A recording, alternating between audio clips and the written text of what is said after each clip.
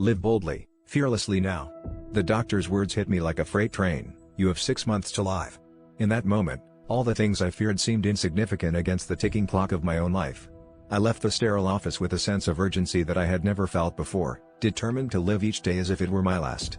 I took a deep breath, feeling the weight of my mortality, and decided to face my fears head-on, starting with the one that had always held me back: skydiving.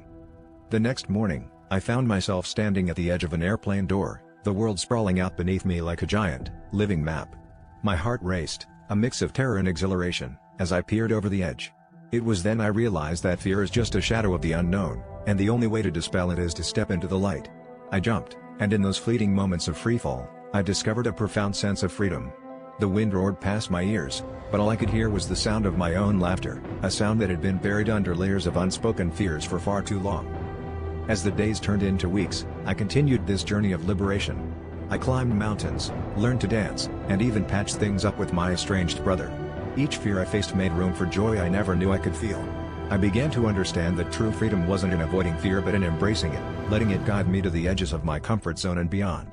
Every sunrise brought a new adventure, a chance to redefine what living truly meant beyond the constraints of time and expectation. In the end, the lesson was clear: life's brevity is not a curse but a call to action.